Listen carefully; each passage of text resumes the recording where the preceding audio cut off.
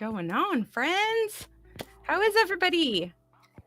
Happy Monday. I'm so excited to be here as usual. This is one of my favorite times in the week, and I'm really excited to have this conversation tonight. I want to welcome everyone. Hola. We're here to always talk about something mental health, disability, or trauma related to create conversations, acceptance, and opportunities. I always give my trigger warning. Sometimes we have discussions that may be difficult or mature. These are our experiences, but I feel that lots of people can benefit from these conversations, and maybe we can save a life and bring a better quality. So we're here to kick off another week. I'm excited. Thank you so much. Visual descriptor. I'm a female Latina brunette with silver streaks, olive skin, brown eyes, and a big smile. And today I'm wearing a new lipstick. And we can talk about makeup, but I've been going no plastic, and I took out all my makeup with no plastic, all the ones with the little microplastics, and I've gone clean with some of my makeup. So if anybody has questions about clean makeup, hey, we can chit chat about it because, I've been exploring and experimenting. But super excited to talk about today's topic, and we're going to be diving into speech pathology. We're celebrating Speech Pathology Week, which is a time designated to celebrate and promote the field of speech pathology, the hard work and the efforts of those speech pathologists. And it's a time where we raise awareness to really talk about the communication difficulties and the important that for ensuring other individuals and those with those difficulties in communication can also be acknowledged and heard and supported. So welcome. And if you're new to my channel, I'm excited to have you here. I'm on Twitch, I'm on Twitter, YouTube, Facebook, LinkedIn. Really love streaming every Monday night. And, lately I've been on Instagram making reels, trying something new. I know they changed the algorithm over there. So, you gotta keep up with the times. So if you don't follow me on Instagram, please go over there and connect, follow, whatever. I'm excited to make those silly reels. They're fun. Okay. Let's go ahead and keep moving. I have an amazing guest. I'm always so excited to have these conversations. But first, I do have to say thank you to Restream for powering this episode and every episode that I do lately because it's my favorite. I can drop a link in the description and in the feed. But thank you to Restream and also Canva for also always helping, because I always use them for making all the visuals for the show. So really excited, and I really appreciate my tools. Important. Okay, so let's go ahead and get ready to go with our new guest for this week. She is a speech language pathologist and life coach. She's got over 25 years, and she's helped thousands of people transition after a stroke, a brain injury, and that stinkin thinkin to the next stage of their lives. She has written 2 books. She's an international best-selling author. We're going to talk about her books. She is a speaker, and she speaks about to businesses, sharing insights about the best brain practices for managing stress, enhancing communication, and improving well-being. She's really passionate about resilience and reinvention. I'm so excited to talk to her. Working on a clear focus on an outcome, measurable progress. She inspires her clients to maximize their strengths and redefine themselves in order to live a meaningful and fulfilling life. So I am so excited to have our guest today, Tsgoyna Tanzman. Welcome. Hi, DJ. Thank you so much. That's such a great introduction. So I'm really, really excited to be here. Thank you. I'm honored to have you. I love to do my research on my guests, and you have an amazing background, your experience, and what you've done and brought and shared with this world. So I'm excited to dive into it. Yeah. Well, I thought it was so interesting, to choose speech pathology, because so many people don't even know what that is. So I thought it was so fascinating the way that we connected and how and when we connected, and choosing this date, August 22nd, is my most recurrent number in my life. So I thought it was completely serendipitous. It was meant to be. Yes. So let's talk about how we met. I'm going to go give a plug to this Author Advantage Live that I participated in last weekend. We were there.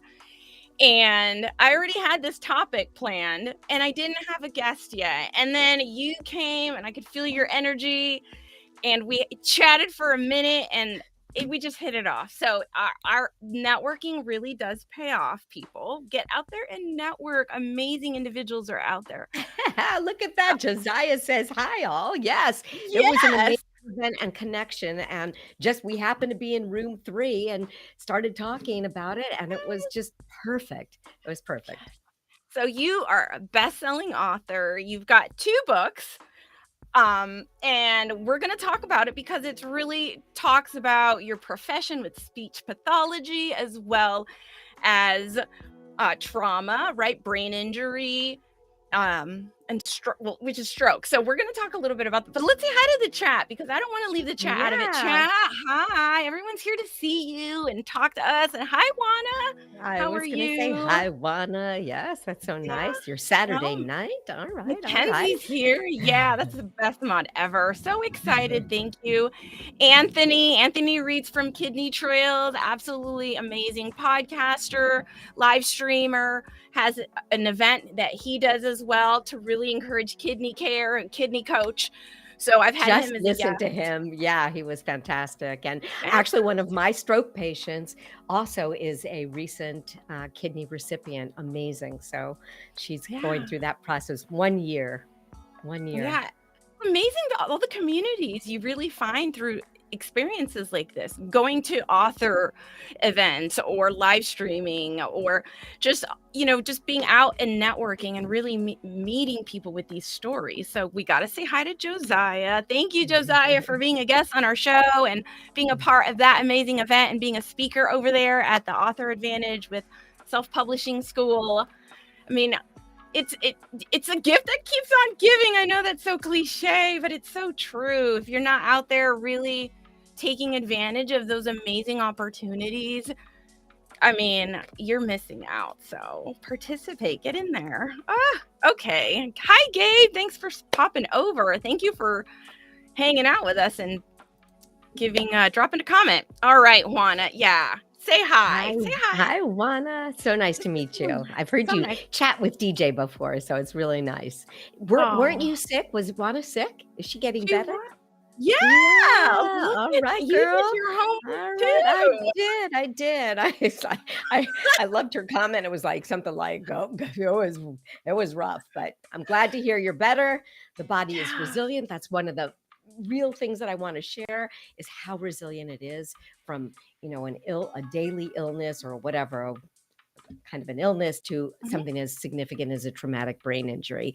It is incredible to see that. So, Yeah, to really work with those and spend your life doing that. So go ahead and start sharing with me about your long journey and how it all started and evolved for you, your interest, your passion with speech pathology, and a little bit about what it is from your perspective and what it's. yeah. So I'll tell you how it got started. It got started by sort of accident, by accident and by coincidence. So it's been more than 25 years now. It's really, I started when I was in college, and I had to make a decision about what my what do you call my major was. I thought I put my phone on silent, but it didn't.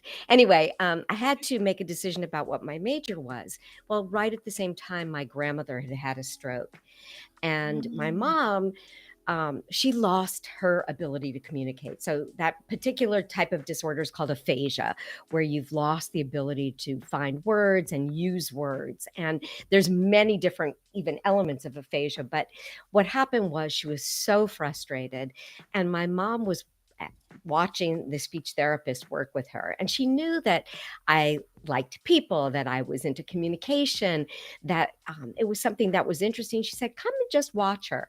So I did. I watched her. I thought it was really fascinating. And so I started taking coursework. And the more I took, the more I found it to be fascinating and really discovered how broad the field of speech pathology was. So a lot of times, most people think of speech therapists. The names are interchangeable.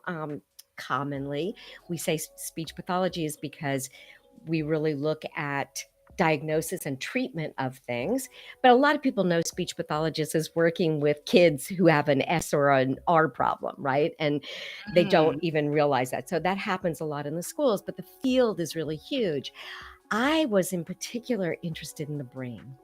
The brain fascinates me because it is, whether I'm working with creative visualization or I'm working with a person who's literally had brain damage and figuring out a way to recover, to communicate, to regenerate parts of their body that have been damaged, that neurologists and doctors are saying you will never walk or never talk again because on the MRI, that's what it's showing. But 3 months, 6 months, 5 years, 10 years later, we're seeing completely different things. So the field became very, very interesting to me. And in fact, just a little quick side story, and this relates to kind of stinkin thinkin, my own Yeah. stinkin thinkin, Yeah. right? Tell us, share. So when I was in grad school, we had to come up with a thesis topic, right?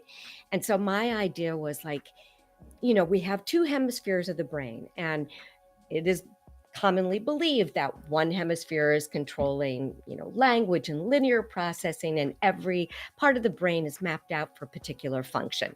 And the other side of the brain is music and holistic and more motor kinds of things. And but my question was, if there's damage in one area, can another part of the brain pick it up, take it over, compensate for it? Now, you have to understand, I wrote my thesis in the 70s, 1978 or 77 was when I wrote the thesis. And although there had been some discussion earlier, which is, I remember reading a scientific article about neuroplasticity, basically, which is, and I'll tell you about that. But if you think about it this way, it's like Nike really nailed it when they said, just do it, do it, do it, because whatever you do repetitively builds a neural network in your brain, right? And Yeah. there's neurogenesis, which is like the new development of brain cells. So in the brain, there's billions of neurons. But what's more important than the billions are the quadrillion connections, the connections. So, like, if connections mean everything. Like, we know that in life, right? Connections mean everything. But there's nothing more true in your brain. So, going back to this thesis idea and my stinking thinking, so I had to find another professor outside of my field of speech pathology. So I went to a psychology professor and I proposed this thought. And this professor said, that is the stupidest idea ever. I mean, maybe he was a little my more goodness. polite, but hardly much Yeah. more polite. And I left there feeling completely devastated, like that was the dumbest idea and I should never think anything anymore ever again. And then I just kind of picked myself back up because I still had to find somebody. And I spoke to another professor, same psychology, department. And this guy went, freaking brilliant. That's a great idea. Okay. And so I wrote that, at the time, it's got a very fancy name, like when you're in grad school, you want to make it as fancy a name as you can. So it was like equipotentiality of hemisphere function consequent to conditioning in a dichotic listening experiment. Wow. But essentially, it was an experiment to prove that there was some carryover. And this, of course, is the field of neuroplasticity now that is so, so big, which is, yes, the brain has all these compensatory strategies that we can borrow, connect, make these different connections. And that's why I can write a book that says Hope After Stroke. And because there is incredible hope after stroke. And yes, it is a tongue twister. Thank you so much. Yes. I was very impressed with myself when I needed to feel really smart. It was like, oh man. Wow. So funny. Yeah. No, I'm loving the comments. I mean, Juana says no more stinking thinking. So, I mean, yeah, I think we've all heard that term and we understand what that means. But I love your approach that's the to it. thing.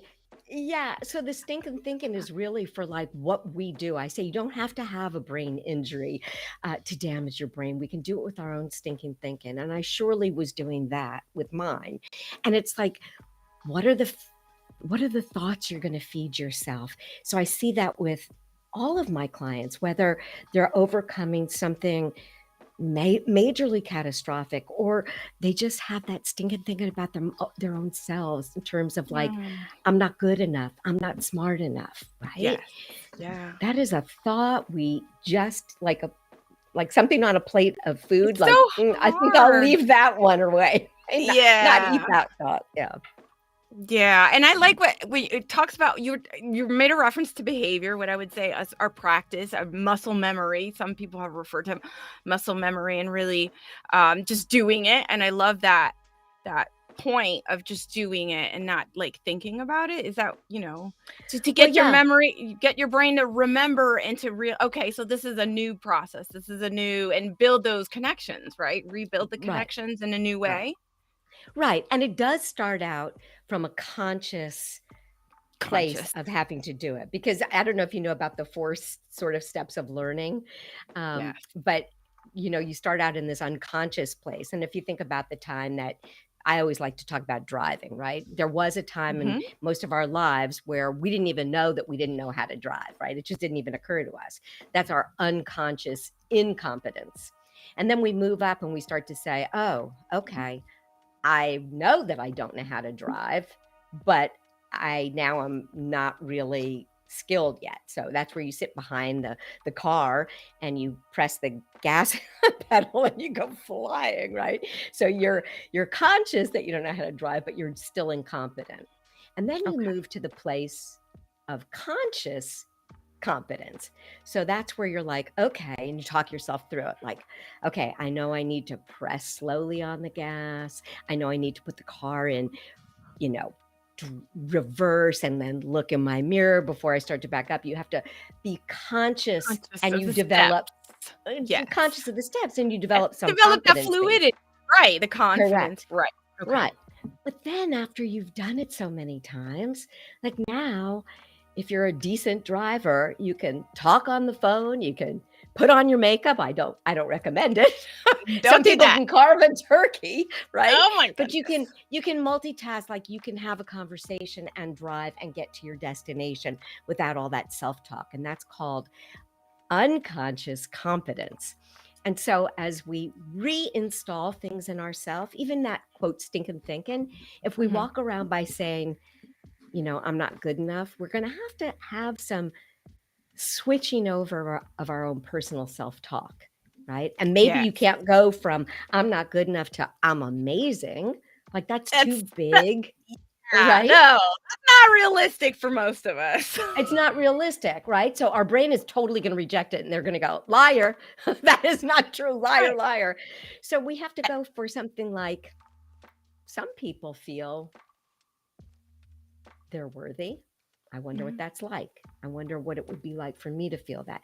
To just create a little crack in the possibility.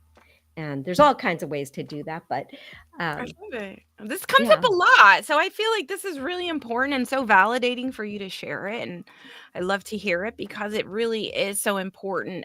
Even in a book like Atomic Habits, right? Just making those little habits and implementing. We talk about this all the time, consistency, just doing things and the consistency of it. We all understand the process of the learning curve and what it takes to learn something and go through that process that you just now described, which makes so much more sense to me now that I should Yeah. have taken better notes. Unconscious thought and conscious, but that Right. process, when you break it up that way, it makes so much more sense. Yes. And for us, so And I will tell you why too, because the brain has four basic functions. The first function is to keep you alive. That's a primary thing, right? So it's like this 24-hour virus detection, right? Anything that looks like, smells like, sounds like, reminds us of danger, it's going to match and respond to. And people that have experienced trauma are on that high alert, right? They might be yes. triggered by a comment because it is familiar to them as a significant event in their life. So that's the first thing. The brain is always looking to protect you. That's its primary function, to keep you alive. And it's got systems to do that, right? Our breathing is one of those systems. Our heartbeat is one of those systems. It falls under the autonomic system of the body, right? The autonomic nervous system. That's the lower part of the brain. And that's going to run, right? But then the second thing is it wants to avoid pain. It wants to seek pleasure. And this is really critical. It strives for efficiency. So that's why a habit, something that is ingrained, is it's efficient. When we don't have to think of all the steps, it's efficient. Yes. When we don't have to argue, when we don't have to overcome decision fatigue, right? Am I going to go to the gym? Not going to go to the gym. Like if the habit is that your sneakers are there, you're going to go to the gym. It's just like a non-negotiable. Yeah. I love that. Wow, I'm learning so much. I'm taking notes. I'm getting okay. Josiah, thank you for the comment. Practice makes permanent. Look at that. Okay. Okay. I love that. So, and okay, so I'm going to give you a little backstory on me and my dad. My dad was in a car accident when I was in middle school. He had to learn to walk again, talk again, do all those functions, traumatic brain injury, not so much a stroke, but still, and I just remember that is always so key, is that repetition to really like continue for the muscles to remember, having those conversations to really get the brain to can make those connections, right? And I think we hear those in so many different stories of individuals when they play music, or even in Alzheimer's or something like that, where they play music from a long time ago that triggers those memories to stimulate. So am I on the right track? 100%. Yeah. I mean, I did work with stroke patients, but I've also worked a lot with traumatic brain injury. And, this is one of those invisible injuries. And it's very hard for people to really understand, particularly if, and I don't know, in your dad's case, it said that he needed to relearn to speak again as well. But there's some traumatic brain injuries where the person verbal speech sounds okay, like they pronounce their words right, their rhythm and their intonation is okay, but they're experiencing a lot of cognitive changes, processing. That's that higher part of the brain. Processing, judgment, reasoning, planning, all of those kinds of things. And then sensory integration, where there's too much going on for them to sort out. Makes it very difficult for them. And the problem is that it's invisible. We don't see that injury. We notice if a person's got a limp or they've got a cane. We recognize that they may be having a problem, but the expectation for somebody who doesn't sound like they have a brain injury is really demanding. And I hear that so many times from the people that I work with, which is people don't understand me. It is not easy for me. And they also talk about this extreme neurofatigue. And I don't know whether your dad experienced that. It's an unusual level of tiredness. And did he experience anything like that you're aware of? No. And I'm even trying to go through my own stories I've heard with clients I've worked with through my years of, being an advocate within their disability and trying to find employment. So, and those functioning, right? Like my memory, all those things that they said to me. And so I'm just trying to put the pieces together as you're talking about that difficulty, that fatigue, and how that could feel and how that could be for someone. Or if someone's expressed that to me and maybe I just didn't comprehend it and I didn't understand the concept, but it's so important. And I think one of the reasons that happens a lot is that they literally are using, right? We talked about efficiency. Your brain uses 20% of your body's calories, right? It's a kind of an energy hog. And so if you understand that as it's trying to process things, it's using even more energy, and it creates this extreme level of fatigue that is not always just relieved by sleep, right? It's not, and so often people are upset with themselves and their families are upset with them too, which seems like you seem lazy, or you seem like you're sleeping, or you're just too tired. And I know that that's a really challenging concern for so many of them that are recovering. Yeah, I feel like there's so much pressure to be and act and be efficient, and that it can be so disheartening, and it just takes away any little bit of ounce of energy that you work towards. It can just take away. But okay, Josiah's got to go, but thank you for popping by and supporting this Yeah. conversation. He Thanks, says so Josiah. happy that you two connected. Y'all are both awesome. Keep up the good work and keep changing lives. Have a good night. You have Thank a great you. night Thank too. you Thank you too, so much. Josiah. And Jenny made it. So hi Jenny, thanks for popping over. Yes, we're having a great conversation talking about speech pathology, and we're talking to Tsgoyna here today, and we're gonna talk about your book next. Oh god, my camera just didn't focus me. But we're gonna talk about your book. I know. Come on, camera. Let's not do this right now. But I love these topics because I also love the brain. I love behavior. I love thinking, cognitive functioning. This camera's gonna drive me nuts now. Hold on a second. Let's see. Oh gosh, that's terrible. Oh, come on. Okay. Well, we're going to keep going, and I'm going to keep playing with the focusing on this camera, but we're not going to hold this up because Oh, there you are. You're beautiful yay, now. Look at that. yay. You were beautiful before. Thank you, I camera. could use a Thank little you. blur. I could use a little blur. Touch a blur, please. Not too much. Okay. But so talk about your book and the hope, right? The hope that one finding an ounce of that. Yes. Yeah. So, I wrote this book because in the field when I was not starting, I had already been practicing a very, very long time. And of course, I would get very similar questions. People would have experiences that they were suddenly thrust in to, like a crash course in all this medical terminology for starters. Like, what yes. just happened? I like to say nobody puts having a stroke on their to-do list, and it really changes your daily activities. And so one of the reasons that I wanted to write this book, it really came to me in a meditation, quite honestly. And it's so funny. I wish Josiah would have actually been here to hear this. I'll have to share it with him. But it came to me in a meditation one time. It's like I was turning 60, and my mother died at 64. My dad died at 68. And as I thought about, like, what could I leave as a legacy? What could I really contribute? And it came to me in a meditation to write this book.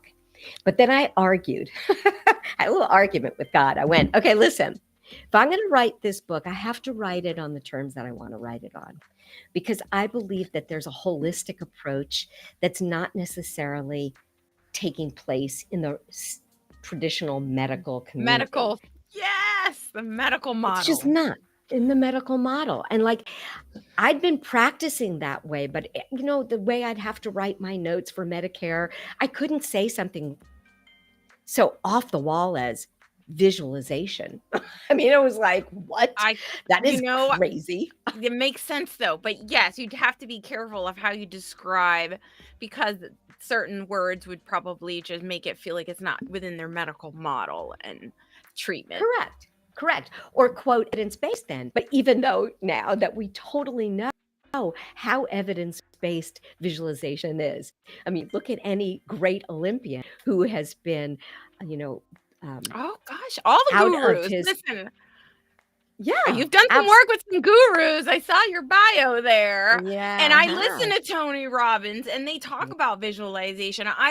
Every morning I listen to those videos. I share those videos because for me, they're powerful. Now, I will say this. I'm not here tonight. I changed my background for anybody watching that notice.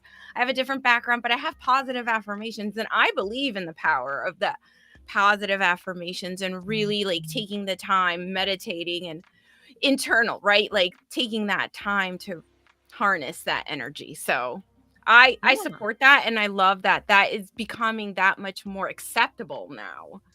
Well, I mean, it's like if we go to the greatest Olympians, right? And if you see Yeah. people that have had skiing accidents, for example, and then they can't practice, but they spend all of this time with electrodes on them, visualizing going through the jumps, the moves, the whatever, Mhm. and they measure their muscle memory. They might, it's like all scientifically proven, right?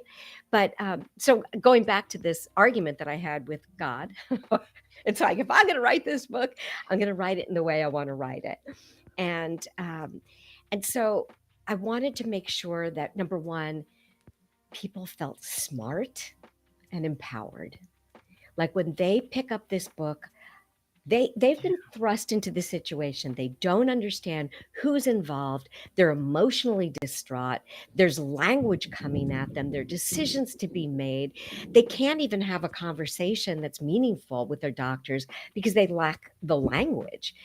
I think of it like if I talk to, if I want to get my website built, like I Mhm. don't know the language to say to my web person, how do I do this, right? So Right. Yeah, yeah, yeah. I wanted to make sure that this was done in a very simplistic way, which started not dumbed down, but simplistic, like part one, what happened, life in the hospital, and all of that information. What's next, homecoming. And then finally, what now, making it work when everyone leaves. Because those are the three typical big chunks of time. And then all within that. And, I wanted to go places that nobody went. Nobody talks about sex. All of a sudden, you're a person, you're in your 20s, 30s, 40s, 50s, 60s, 70s, I don't care. But all of a Yeah. sudden, you're not having sex. And nobody wants to talk about that. Right, right. So, not that I'm the expert, but I went and spoke to experts about it because it's like that part of your life is over. Well, why?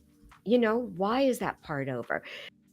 So, I wanted to go into place that people wanted to ask questions and nobody was asking. And Mm. I have so many amazing stories of my patients that showed me how resilient, why there's hope, what they could do. When I even looked at it and said, I'm going to take you on this journey, but it's your journey. I'm just going to guide you. It's like the Sherpa, right? You've got to climb Mount Everest, but I'll be there to support you. So that's why I wrote this book.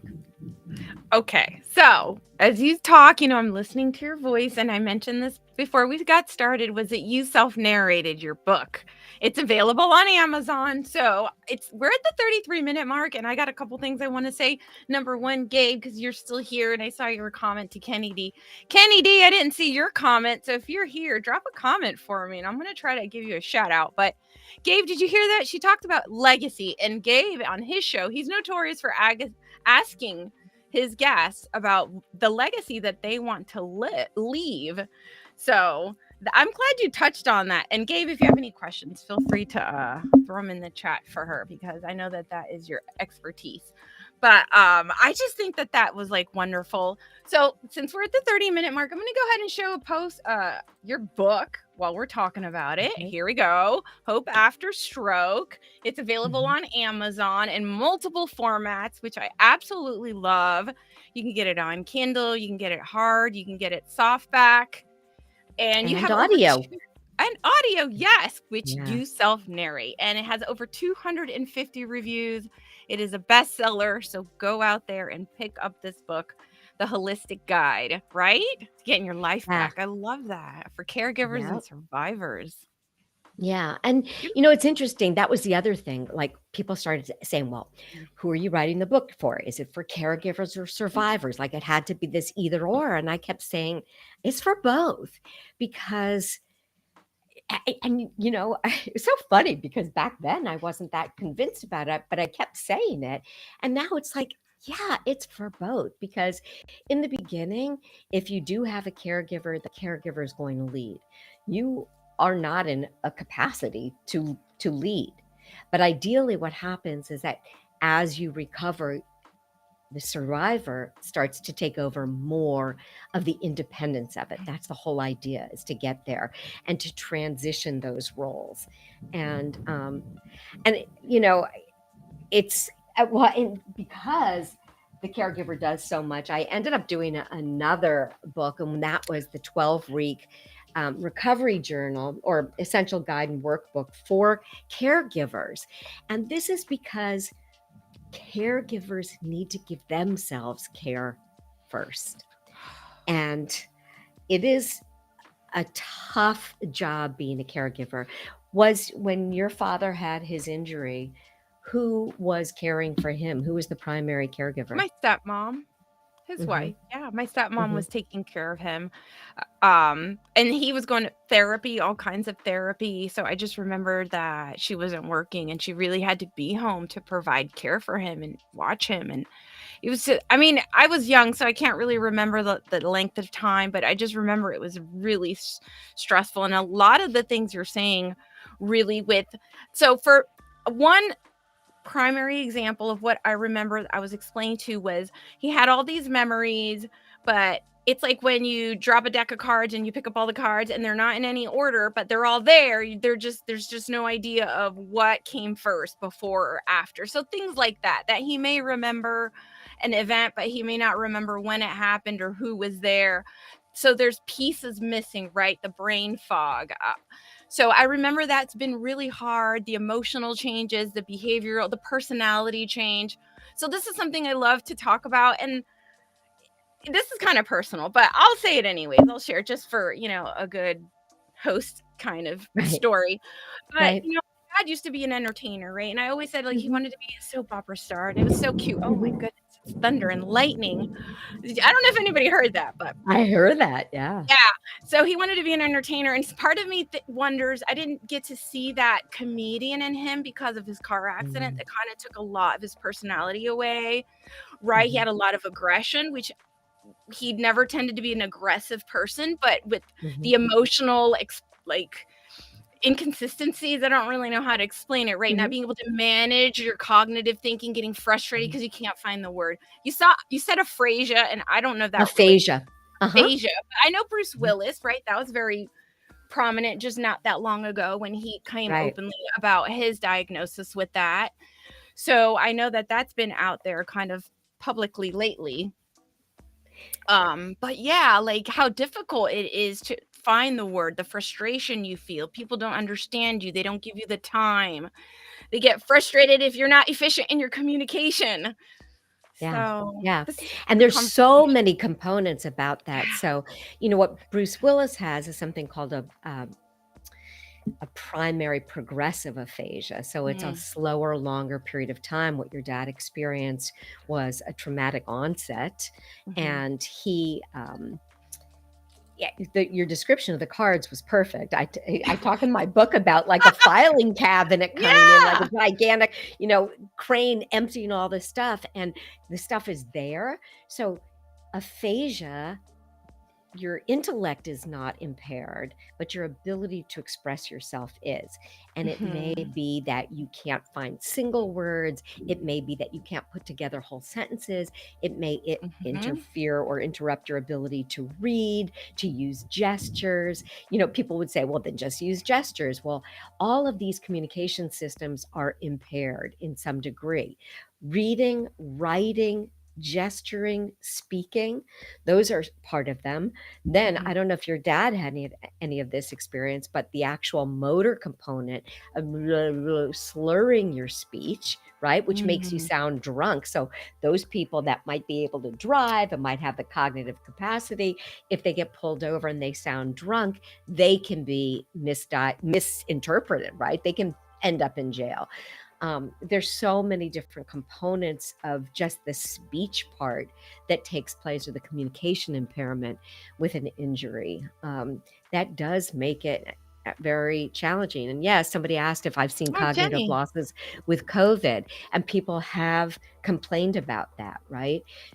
Attention focus can be one. You hear a lot about brain function, brain fog as a symptom of long Mhm. haulers. So, Yeah, even something with a concussion. When I was in a car accident, I had a concussion, and that brain fog frustrated me because I could not find the word. I could not just mhm, grasp what I wanted to internally share mhm, externally. And I yeah, wasn't able to make the connection on the next thought. And it was yeah, for me, who's a fast speaker, a fast thinker, to feel this kind of like difficulty yeah, in finding those words was so scared. And I remember sharing with my doctor, like, is this gonna this is gonna subside, right? Like, I'm gonna get my brain back.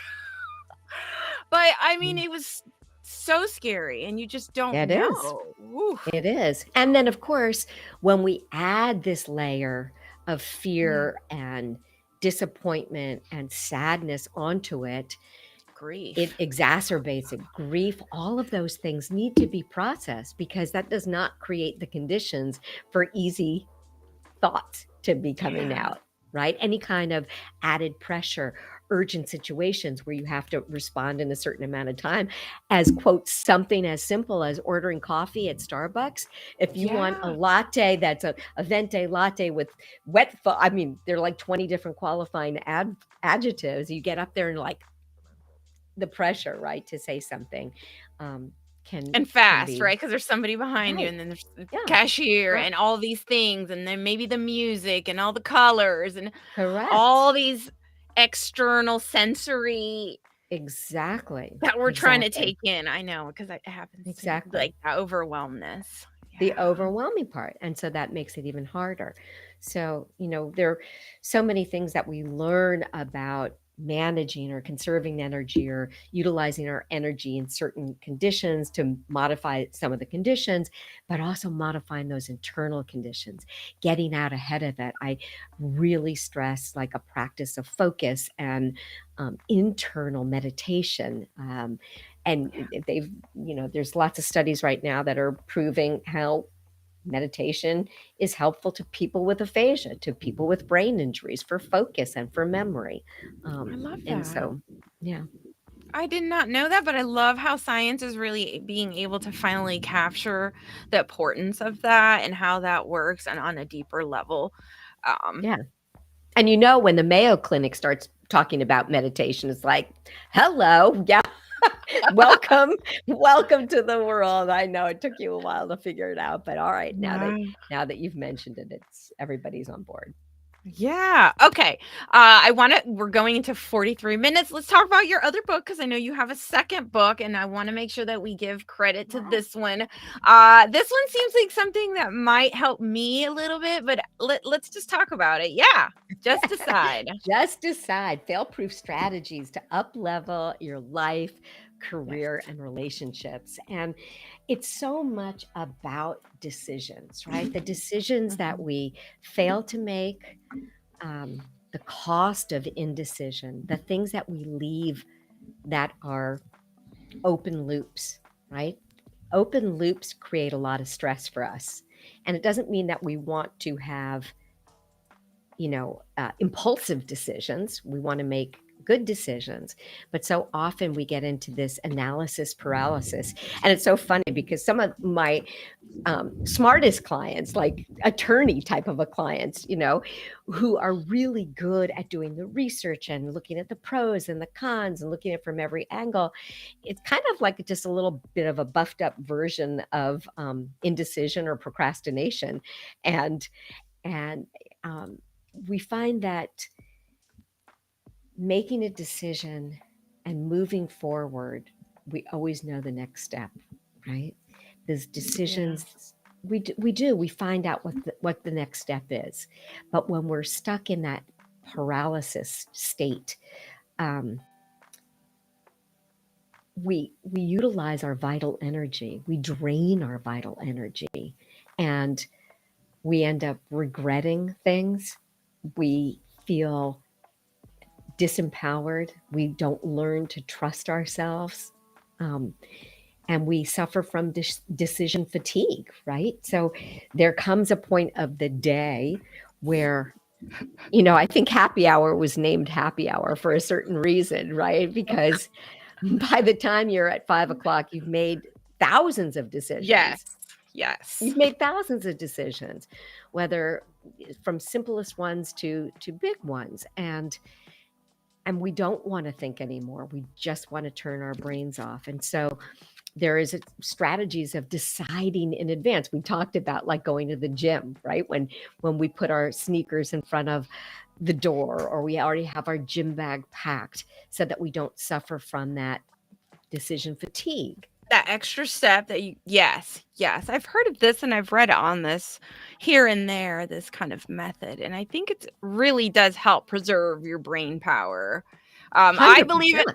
I believe in automation. Listen, anybody that listens to me, it's like, how can I automate this? Let me find the best way to automate this. And I'm going to say that I may feel I have a little ADHD and I'm waiting for a diagnosis there, but your brain is on overload with thoughts and information and just trying to process and sort and organize and just shuffle through so much so fast. So 100%, for right? me, We have. decision, I have to make 50 before, 100 before to make the one. And it can take me weeks because of the indecisiveness or trying to do the research or trying to figure out and gather. And so there's just Well, so and much. so much of that comes from like, what if I make the wrong decision? The fear of making the Sure. wrong decision. And that's, Yeah. Wanting to be efficient. wanting to be efficient. And I like to say that sort of the place where you get to the decision part, that's the actual action. But it's the Yeah. thoughts and the feelings that are the fuel that create the actual actions, which give us our results. And that's really important when we're making a decision based out of fear. Probably not the best place to do it from, right? We can be uncertain, but we can also be determined, right? We can create a thought, and our thoughts, we have 60 to 70,000 thoughts a day. That's how many thoughts we have.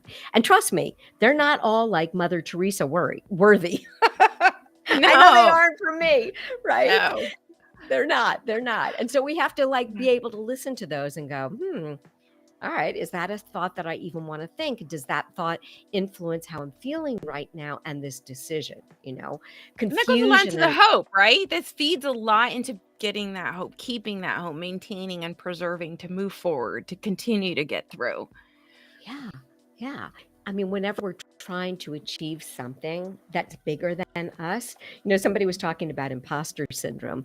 And I say, really, like, if you're growing, you're kind of always going to have it because you're always moving into the next level, which is like, Good to know. I'm not quite there yet. So yeah, the clothes are a little big for me. The shoes are a little bit big for me, but I'm determined to get there. I'm committed to do this.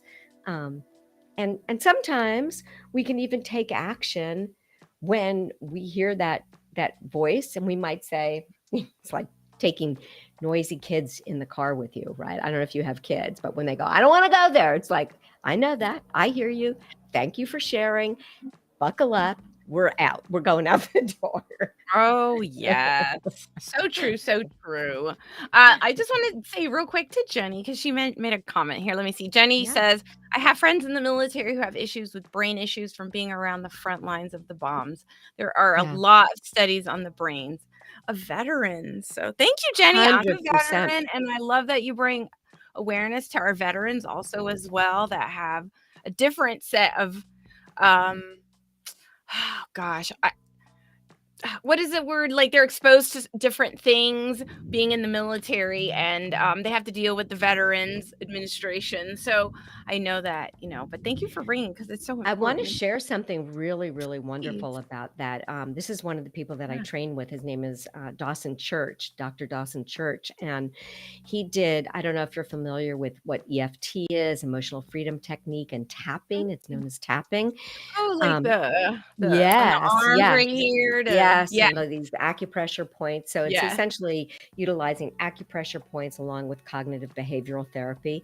But he did unbelievable work with veterans who had suffered from PTSD and depression, and who had tried regular cognitive therapy, had tried medication. Those things hadn't worked for them at all. His studies were phenomenal. You should really look up. His name is Dawson Church, and Right. EFT.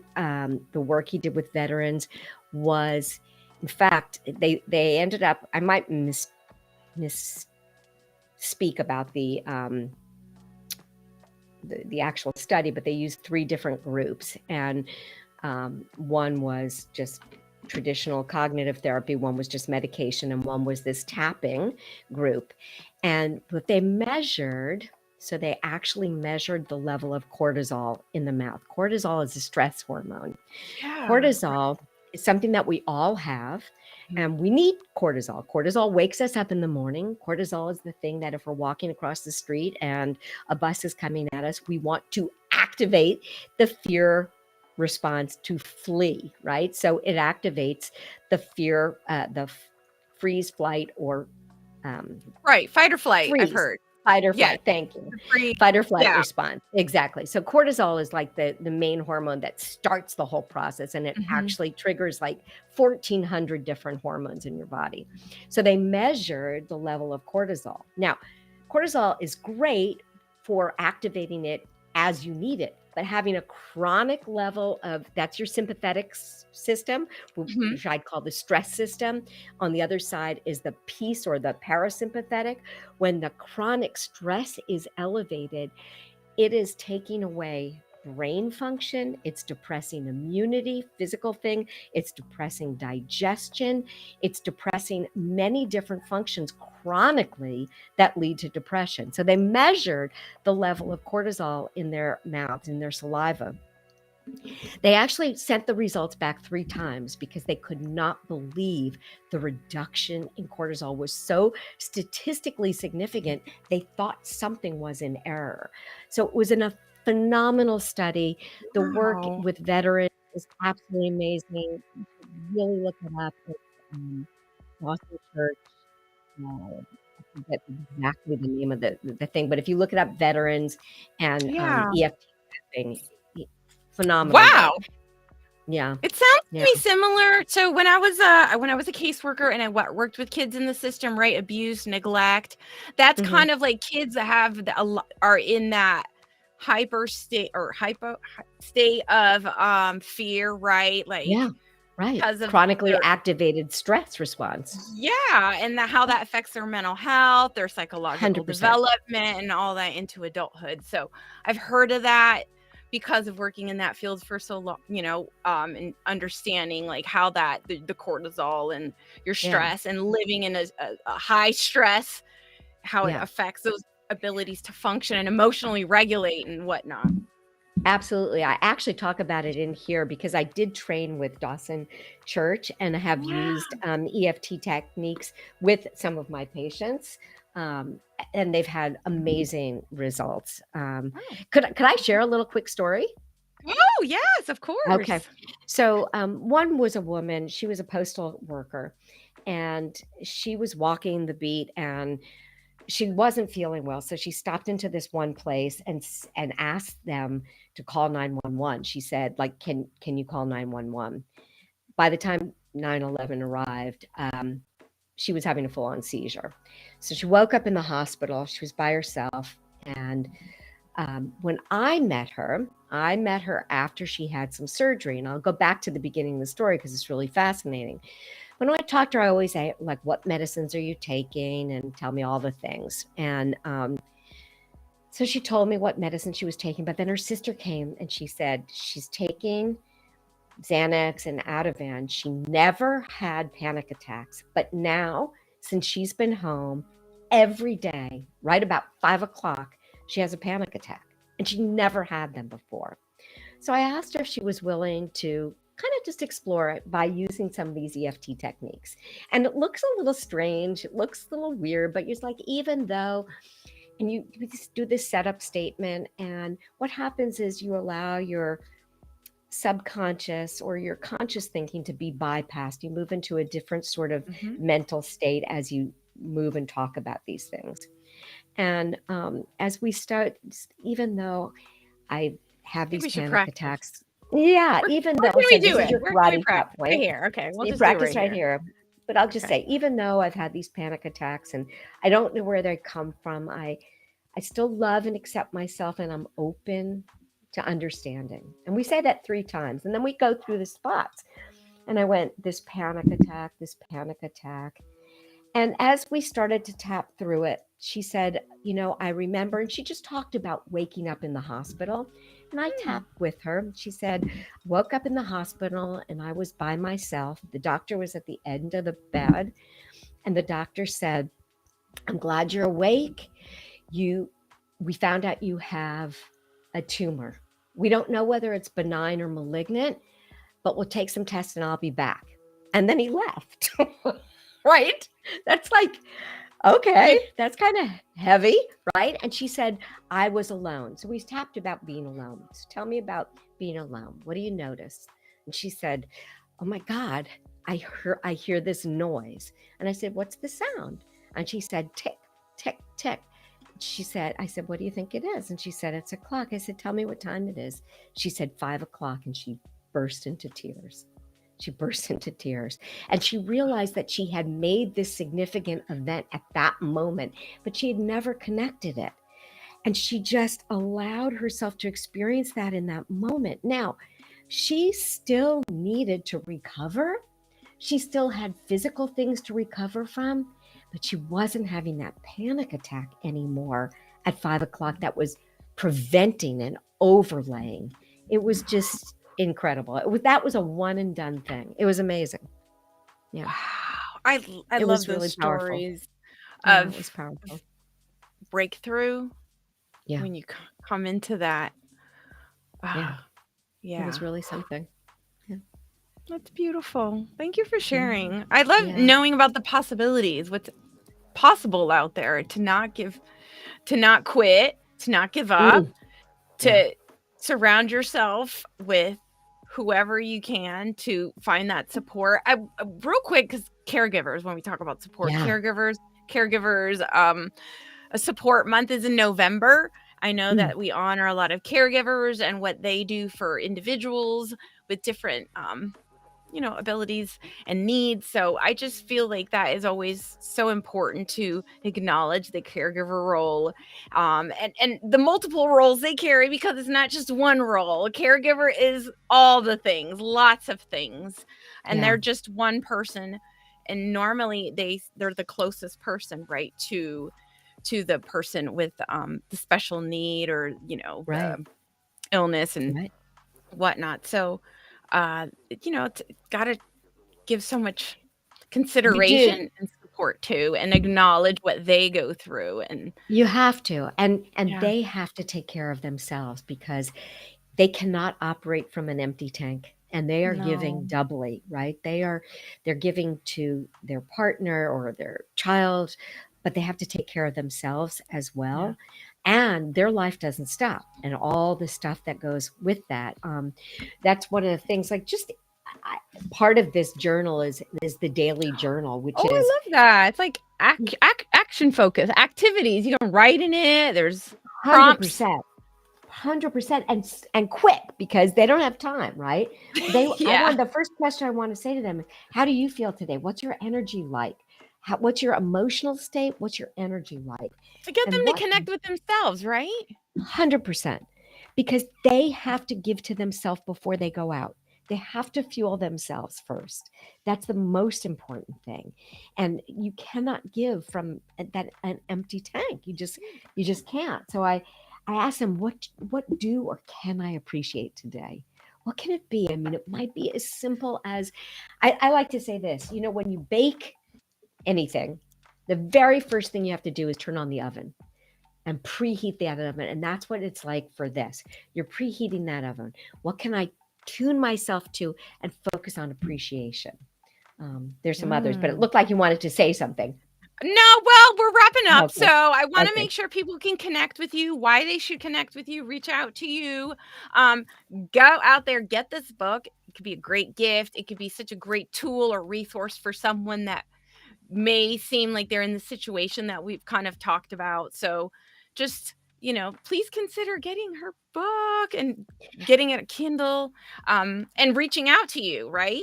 You do life Yes, coaching, so I there's an do. I do. I yeah. But I I would also love want to say this too, as something that yeah. I want to make sure that people leave. 80% of strokes are preventable. That's number one. 80%. And we can manage our blood pressure and our blood sugar. Those are most important things for the stroke. But I'm going to tell you Oh, how to recognize the signs of a stroke. Okay. The okay. acronym FAST, you've probably heard of the acronym Fast. FAST. It stands Okay. for face. So we want to look for asymmetry of the face, right? Sometimes there's a drooping on one side of the face. Face. The Okay. A, right? A stands for arms. You ask somebody to put both their arms up because, again, you want to look for asymmetry. Typically, Okay. the stroke affects one side of the brain and you'll Right. see a drooping, right? Mhm. S stands for speech. Ask them to, tell you their name and address. Sometimes their speech will be garbled or they won't be able to remember something. Mm. T stands for time. Time is the most critical thing. I said 80% of strokes are preventable. Time is necessary because in the first 3 hours, 2.5 to 3 hours, most strokes are blockage. There are two kinds of strokes. One is a blockage of the brain. That's called an ischemic stroke. There's a block, right? The other is a bleed when you have an aneurysm. The Right. bleed is more dangerous. People tend to die more from those. But the block stroke, if you get treatment within the first 2.5 to 3 hours, they can administer a drug that can reverse the symptoms and halt the Oh. stroke. If they can't use the drug, they can do a surgical procedure to remove the clot. But for every minute that's lost in time, you lose close to 2 billion brain cells. So, time is the most important thing. Call 911. If they can do, if they don't transport you, they don't charge you. I always say to people, it's better to die of embarrassment than to die of a stroke, right? Oof. Um, you you you just have to be able to make sure that that time factor is so critical. Don't be one of those that said, if I only would have called, right? People Mm. say all the time, I thought it was indigestion. I thought it was kind of weird. I thought maybe I drank some too much. Um, just get yourself checked. Wow. Make sure you get checked because you can prevent the disability of a stroke. Stroke is the third leading cause of disability, long-term disability. And that is a devastating thing. Sometimes people say, what's worse than dying from a stroke? And it may be this long-term disability, particularly if you're a primary provider for your family. So there's so much hope. Make sure you look for those symptoms if you're noticing it in somebody else and get help right away. Wow, powerful, so important. Thank you for sharing that. I think Mm. that that is just a great takeaway here as we wrap up. Thank you so much. I could keep talking to you. I feel like this conversation is just so invaluable. I have so many comments to say, and I'm trying to just not continue the Yeah. conversation, but really kind But of people, wrap it up and bring it in. People do need well, to know. Yeah, go ahead. Go ahead. yeah, and people can definitely get in touch with me. I'm happy to, support them and answer any questions they might have, whether it's in the stroke-related world or the coaching, which is, dealing with our own stinking thinking to get from maybe a good life to an awesome life. I'd love to Mhm. talk to you about all those options. All right, great. Well, thank Hi, you. Wendy. Oh, did we get somebody popping in? Oh, Wendy must have stopped by. Okay. I didn't see Wendy's comment, but Jenny, thank you. I appreciate all your comments when you came in. Many tests out there for PTSD with veterans in Colorado because she's in Colorado. Jenny Yeah. said that there's apps out there. There are apps that you can do the tapping at certain times of the day. So I love that, Yep. Jenny. Thank you for Yep. The sharing that. tapping solution is fantastic. They did some great work and they offer some great tools online for that. They're very generous with resources too. So Wonderful. Okay. Wow.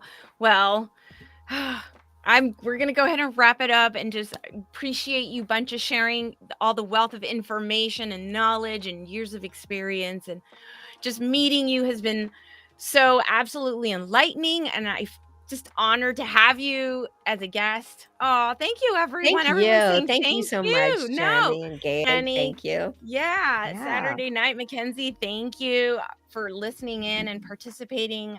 We had some other people come in earlier. Kenny D came by. Josiah came by. Let's see, Juana. Thank you, Aunt that came by. Just everyone, and then whoever catches the replay, please reach out to our wonderful guest, and she spent our time here sharing all this amazing knowledge. So all right, we're gonna go ahead Thank and you play our so little much. outro, and gonna wave. All right, thank you, everyone. Good night. Thank you. Good night.